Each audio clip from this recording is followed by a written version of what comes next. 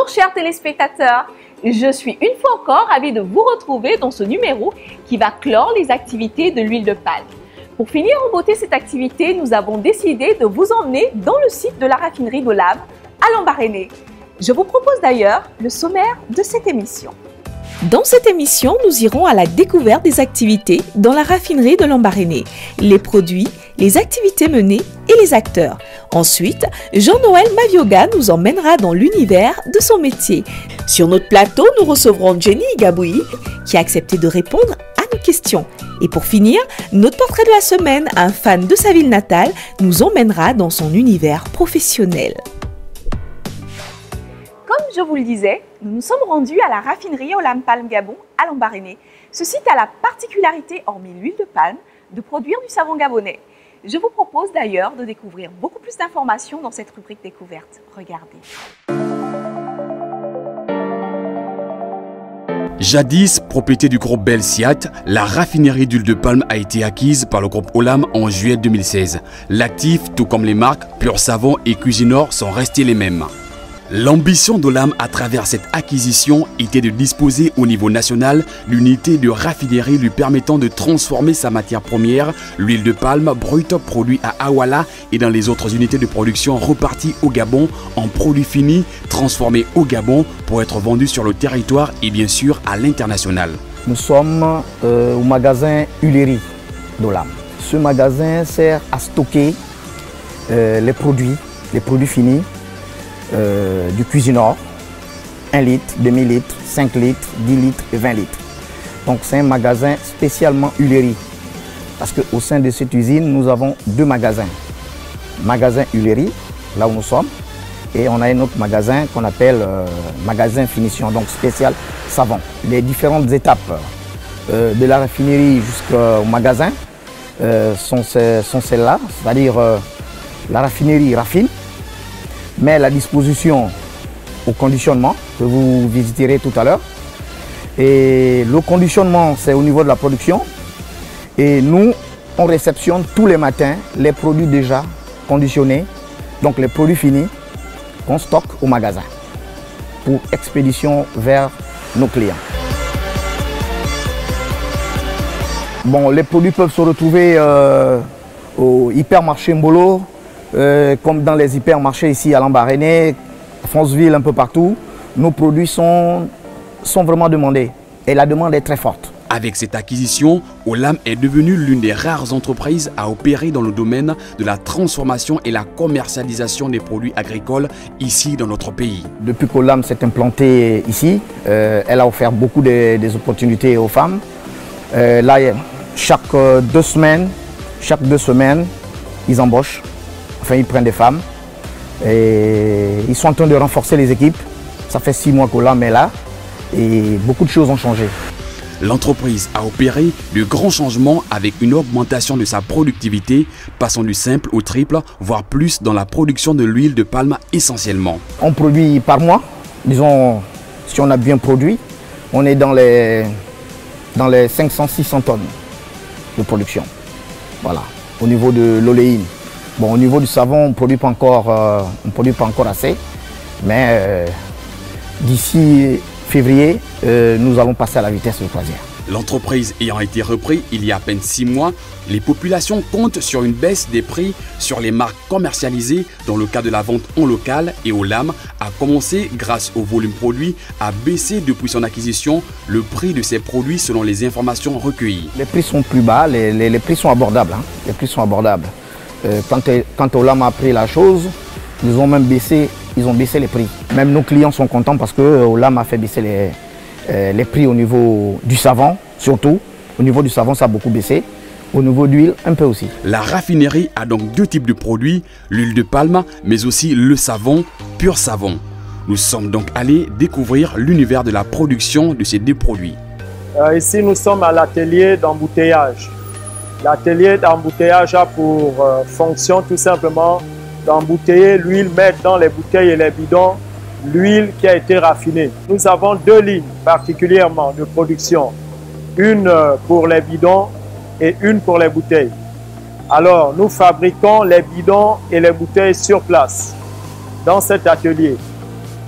Ok, après la fabrication des bouteilles et des bidons, nous devons les expédier vers une remplisseuse où nous allons, en fonction du format, ok, mettre la quantité d'huile qu'il faut, soit dans les bouteilles ou dans les bidons.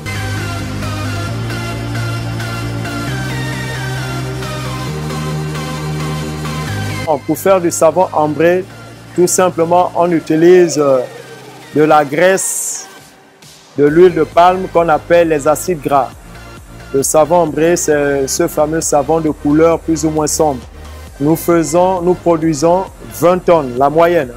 Nous produisons 20 tonnes de savon par jour.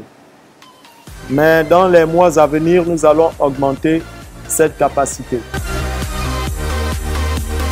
Au-delà de cette ambition, l'entreprise veut se positionner comme un acteur majeur de la transformation et de l'industrialisation au Gabon. Olam participe déjà au développement de la société dans le fait qu'elle emploie les jeunes et Olam également privilégie l'expérience professionnelle dans la mesure où nous avons pris des anciens travailleurs de SIAT qui avaient une grande expérience, qui sont pour nous des formateurs pour la jeunesse, dans le but que la jeunesse, un jour, remplace cette main-d'œuvre-là qui est déjà vieillissante et soit le fer de lance de la production et de l'évolution de la société dans la province. Nous avons des projets de gestion de l'environnement, nous avons des projets sociaux sur le cadre de l'éducation, sur le cadre de la formation de la jeunesse et dans la collaboration avec les autorités de la province, nous avons des bonnes relations, ce qui fait aujourd'hui d'Olam une société citoyenne qui se préoccupe du social et de la vie de ses employés comme des riverains qui sont à Lambaréné aujourd'hui.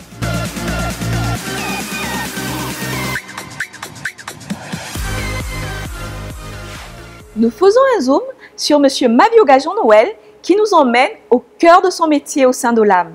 Allons-y.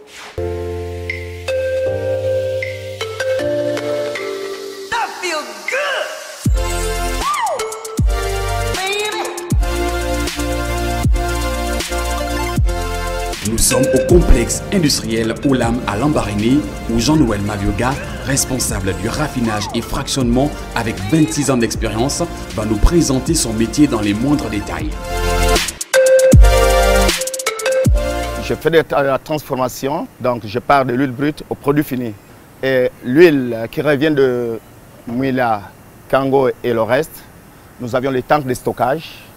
Après que cette huile est stockée ici, elle sera encheminée à la raffinerie.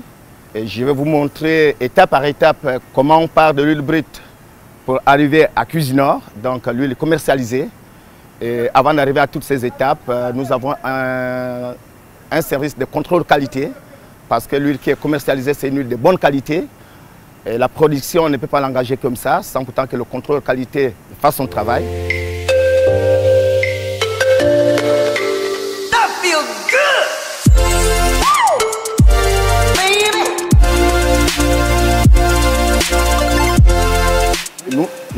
Nous avions deux étages ici. Nous avons le rez-de-chaussée, la première marche, où toutes les cuves, ce sont les cuves, ce sont les appareils qui sont représentés ici. Comme je vous disais, qu'on a un superviseur. Nous avons une salle de contrôle où tous ces éléments sont représentés. Ici, nous avons la première étape. Après la première étape, on va arriver à la deuxième étape, qui est juste à côté de la salle de contrôle.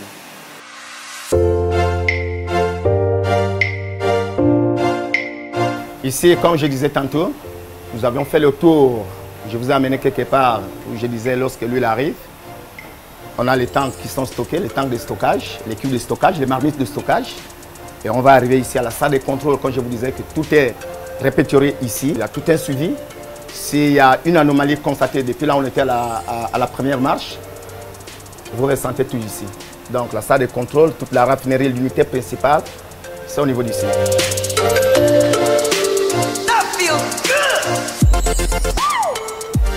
Ok, comme je vous disais, on fait du raffinage physique. je vais vous expliquer comment est-ce qu'on part du produit brut au produit fini. Et je vous disais tantôt que tout est répertorié par ici. Ici, c'est la salle de contrôle.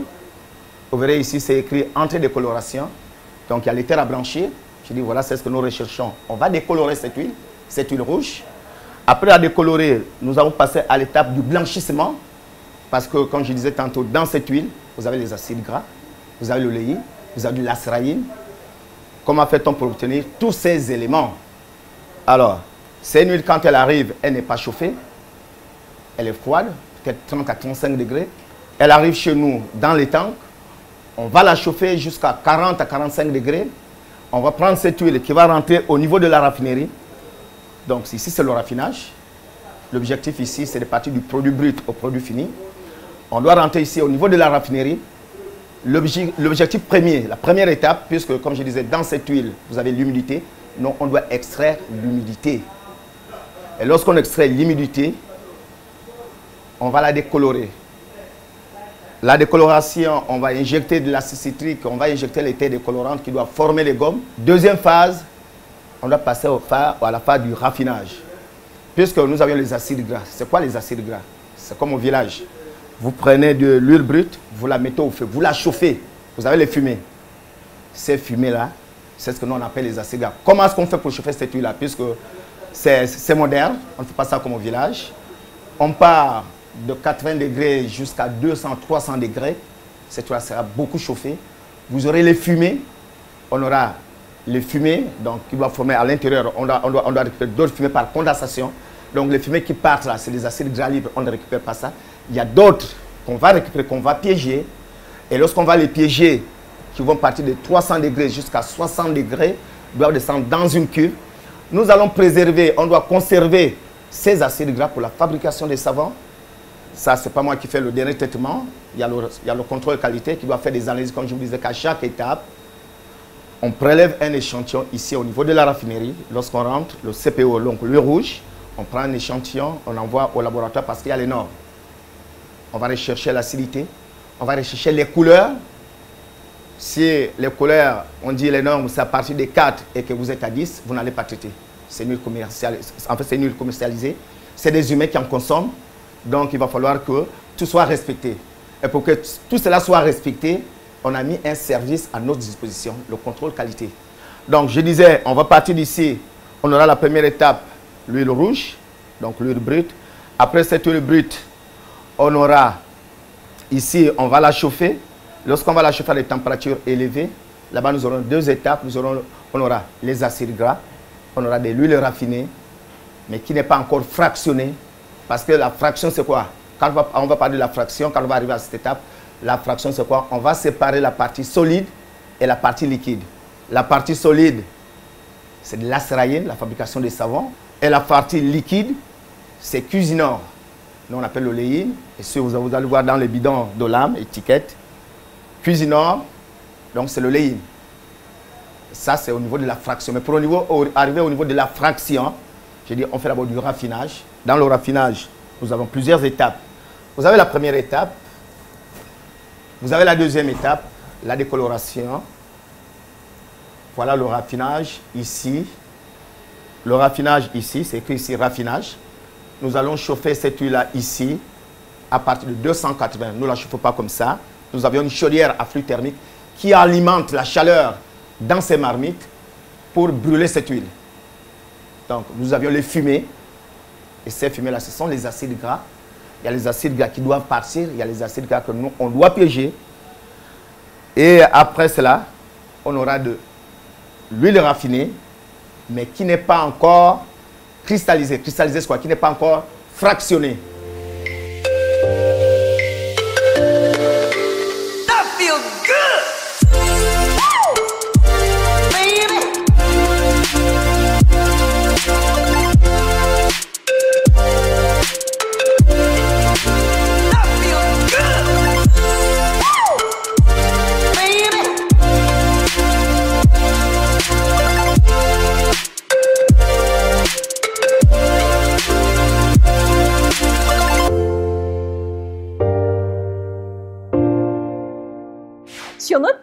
nous recevons Madame Jenny Gaoui, responsable commerciale à Olam Palm Gabon.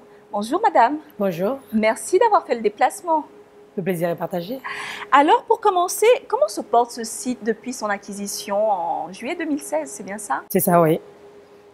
Déjà depuis juillet 2016, ce site renaît. Il renaît avec des aménagements au niveau de tous les secteurs, au niveau de la raffinerie et de la ligne de production, et surtout avec un taux de visibilité de nos produits sur le marché. Et justement, aujourd'hui, nous sommes en 2017. Quels sont vos objectifs pour cette année? Pour cette année, on s'étend sur 15 500 à 16 000 tonnes, dont 11 000 en huile et 5 000 en savon. D'accord. La production actuelle en huile et en savon suffit-elle à couvrir le marché local? C'est vrai que nous avons la concurrence. On observe des produits concurrents, mais nous sommes là, nous sommes présents, avec un taux de présence de 60% en huile et 40% en savon. Oui, elle suffit largement, je vais dire. D'accord. Et à quand le marché international? Le marché international, nous sommes en pleine prospection au Congo, au Cameroun, au Tchad et en RCA. Et nous avons déjà commencé avec les ventes du Tchad. Nous comptons nous étendre sur l'ensemble des pays voisins. D'accord. J'espère ne pas rentrer dans les secrets du département marketing d'Olam, mais nous aimerions quand même savoir si le conditionnement, en tout cas des produits actuels, sera le même conditionnement qui sera utilisé pour les produits qui vont être vendus à l'international, ou si vous allez en fait modifier ou faire évoluer en fait ce conditionnement. D'accord. Chaque pays a déjà des exigences et éventuellement chaque marché a des principes et les consommateurs sont habitués à plus ou moins un certain mode de vie. Donc nous allons, nous, de notre côté, essayer de nous aligner aux normes de différents produits. Quelques modifications peut-être, mais au niveau de la forme, mais pas au niveau du fond. Nous avons entendu dans l'une des interviews que l'offre était forte, la demande aussi. Aujourd'hui, est-ce que vous arrivez à couvrir en fait les volumes nécessaires aux besoins sur le marché? Actuellement, le marché gabonais consomme entre 20 000 et 22 000 tonnes en moyenne, en huile seulement, et en savon entre 5 000 et 6 000 tonnes. Et vu nos objectifs pour cette année, nous pensons que, aussi vrai que la demande soit forte, l'offre aussi sera très forte. Nous comptons et nous espérons nous étendre et pouvoir bien éventuellement répondre aux exigences de marché. Mais nous avons la capacité, nous sommes déjà en train de le faire et on s'en sort très bien d'ailleurs. Donc je pense que oui, on sera capable de répondre aux normes de marché ou encore à la demande de la population. Et l'un de vos objectifs alors, c'est de couvrir 100% des besoins locaux? Oui, d'ici octobre 2017. Nous nous sommes rapprochés des populations et il y a une question en fait qui était récurrente. Nous avons donc promis de la poser sur le plateau. Alors, elles aimeraient savoir pourquoi les produits qui sont fabriqués au Gabon, notamment l'huile, le savon, sont plus chers en fait que les produits qui sont importés. Quelles sont les explications en fait qu'on pourrait leur donner pour expliquer cela? D'accord, mais au niveau de nos prix et les prix des produits importés, actuellement, je ne trouve pas une grande différence. La différence actuelle est de 100 francs. Donc nos prix varient entre 1000 et 1100. Cependant, il y a une stricte réalité. Huile, hein? Oui. Les produits en huile. Oui. Et en savon, ça varie entre 300 et 350. Donc à peine 50 francs. Mais la réalité du coût de vie du pays est quand même élevée. Donc il faut le souligner. Et ça fait que notre huile est une huile de qualité dont c'est un coût éventuellement. Donc on ne peut pas vendre éventuellement au prix que le voisin a coûté, parce qu'on n'a déjà pas la même réalité au niveau de coût de revient. Et c'est vrai que Olam s'inscrit contre la vie chère. Donc actuellement, on y travaille tous les jours. Je n'ai pas perdu d'ailleurs, la preuve qu'on a commencé avec la diminution de plus de 30% sur les prix en savon, qui est un produit de première nécessité, et on compte s'étendre sur l'ensemble de nos produits. Nous avions d'ailleurs reçu M. Gagan Gupta qui nous avait dit en tout cas que la diminution du prix du panier de la ménagère passer par les 2 ports que vous êtes en train de mettre en place actuellement. Et je pense que lorsque ces ports seront opérationnels à 100%, on va pouvoir remarquer cela, en tout cas l'huile et le savon qui sont vendus sur le marché actuellement. Voilà, c'est ça. Pour finir, quelles sont les perspectives de cette raffinerie? D'accord. Aujourd'hui, déjà, le complexe industriel de Lambaréné n'a que 2 lignes de production. Une pour les bouteilles et une autre pour la ligne bidon. Or, pour qu'on puisse s'aligner dans un esprit de compétitivité, il faudrait éventuellement qu'on élargisse les lignes de production, qu'on aménage déjà tout ce qui existe, puisque c'est en vue. Dans un futur très proche également, nous comptons élargir la gamme de produits et éventuellement travailler ou encore produire tous les produits à partir de palmier à l'huile. Donc tous les produits en relation ou encore dérivés du palmier à huile, on compte les lancer tels que la margarine, donc le beurre, le gloss, voilà, plein de choses. D'accord. La pâte dentifrice et ainsi de suite. Et ce seront des productions qui seront ce sera tout fait en local? Oui, ce seront des ventes locales. D'accord. Voilà. D'où l'arrivée de d'autres équipes. On aura besoin de la main d'œuvre, donc forcément il y aura l'embauche pour tout le monde, puisque c'est un grand projet en voie de développement, mais dans un futur très proche, comme je disais, pour cette année d'ailleurs. Merci Madame Igaboui pour votre présence sur notre plateau. Merci à vous Madame. C'était Madame Igaboui. À la rencontre de notre portrait de la semaine que nous avons suivi durant sa journée de travail pour vous. Une vie de plus que nous avons rencontrée, je ne vous en dis pas plus. À regarder.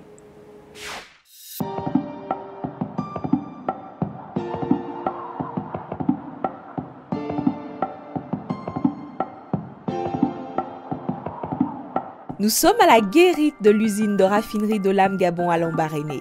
Monsieur Ikapi Wando Noël, chef de laboratoire, arrive à son lieu de travail. Notre laborantin est médaillé d'or dans ce métier avec 30 ans de service. Il est responsable de laboratoire à Olam Gabon. Là, je regarde les fiches de pointage et ici, je regarde les bons de livraison parce que nous avons reçu du matériel. Donc, je regarde avant d'aller au laboratoire. Une fois m'imprégné de tout cela, je mets ma blouse pour aller voir ce qui se passe au labo au quotidien.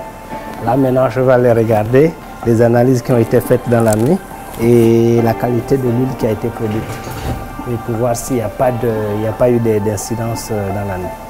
Après ses études secondaires, M. Ikapi intègre Razel comme agent de radio pour la construction de l'usine de raffinerie pour AgroGabon. Il poursuit ses études scientifiques et devient assistant laboratoire dans cette entreprise en 1986. Aujourd'hui, il nous emmène dans son laboratoire et nous explique le processus scientifique appliqué à l'huile avant que cette dernière n'arrive dans les rayons de nos supermarchés et bien sûr dans nos assiettes. Le rôle du labo ici, c'est de contrôler, comme je venais de le dire, la qualité des produits. Donc, les produits bruts, donc l'huile rouge ici, ça c'est la matière première.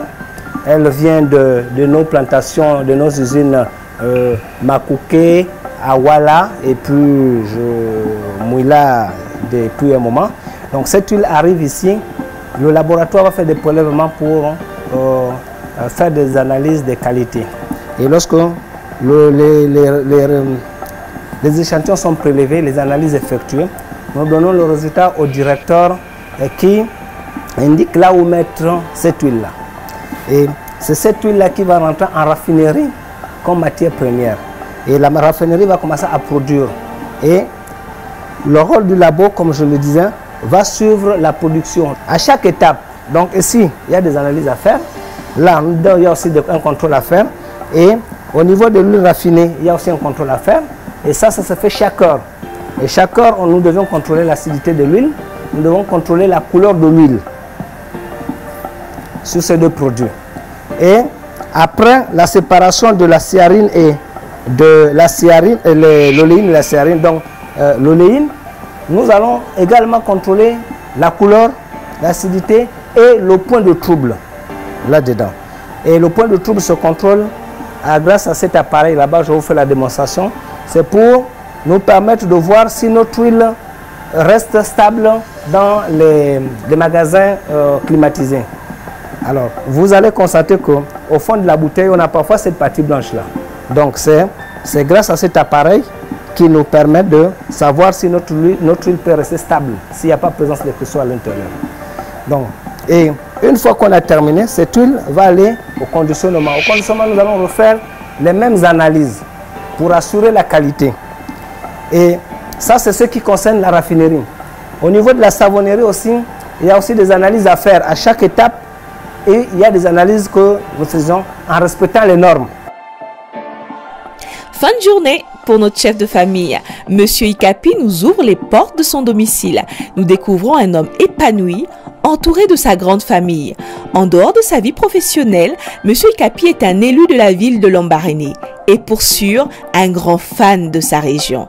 Homme rigoureux avec une carrière professionnelle réussie, il nous parle de son parcours et nous relate son expérience de laborantin. Il se confie à nos caméras. Je travaillais avec le tout premier directeur, le tout directeur général d'Agro-Gabon jusqu'à celui d'Olam.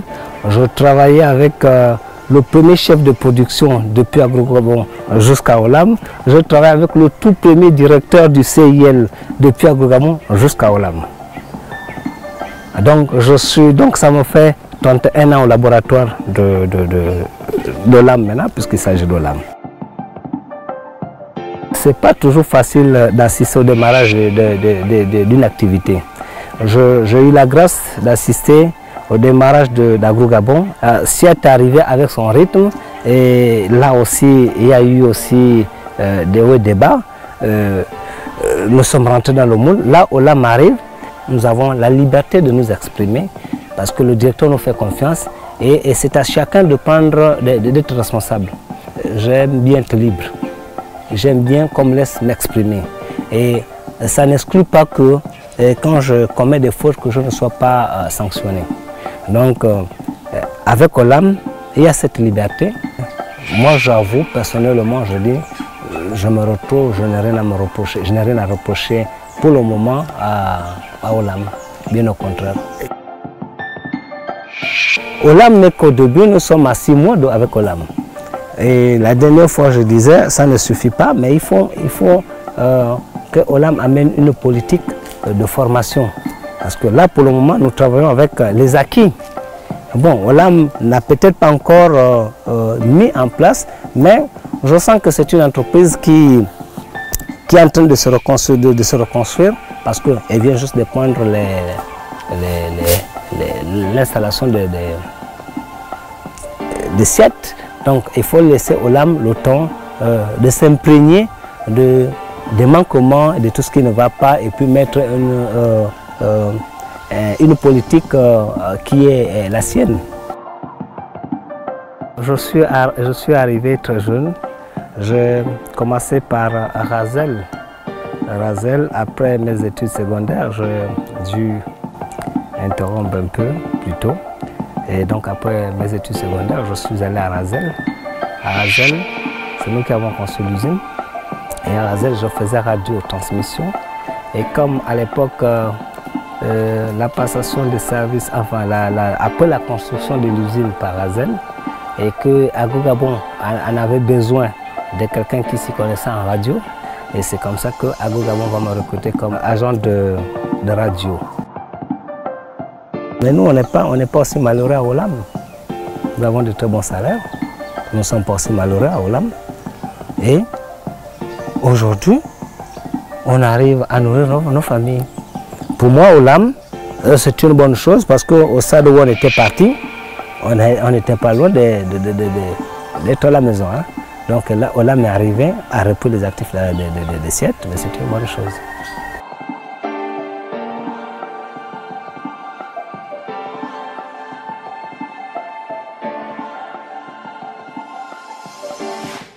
Notre émission arrive à son terme et avec elle, notre focus sur l'activité de l'huile de palme. La semaine prochaine, nous vous emmènerons dans un autre univers des activités d'Olam. Surprise, surprise! N'oubliez pas, même jour, même heure sur cette même antenne. En attendant, prenez bien soin de vous. Au revoir.